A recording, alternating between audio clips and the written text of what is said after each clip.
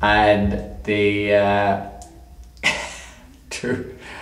when my father incidentally turned up with this beautiful, I think it was an Admiral's TV radio,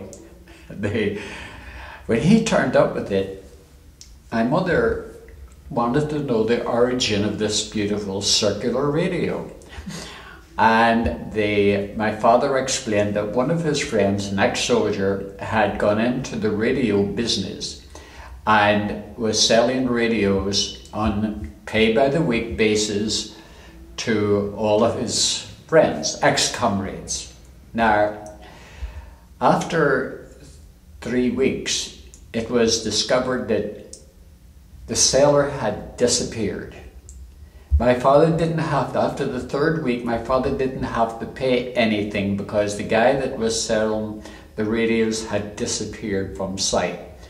And I'm not sure if he was ever seen again, but whatever money he could take from the business, he took it. So my father had no one to pay for the radio. So we always thought of it as a great bargain.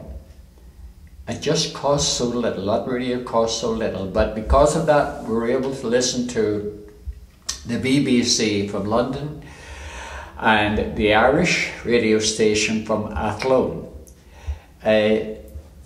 Listening to the BBC from London wasn't approved by quite a few of our neighbours who were very, very, very, very Irish and thought we shouldn't be listening to the BBC.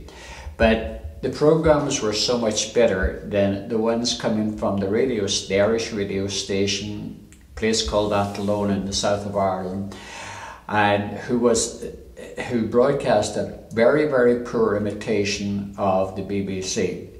So that was our introduction, more or less. That and the movies was our introduction to the outside world.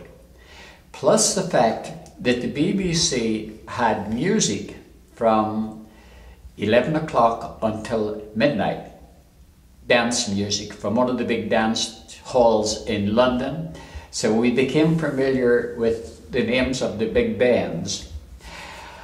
And the oddest thing about that London, about BBC broadcasting, that they took that term, the Nightingales sang in Berkeley Square, they took that very, very seriously, because on a moonlight night in England, they would switch the microphones to the forests surrounding London, Epping Forest usually there, where the Nightingales sang only in the moonlight, nightingales.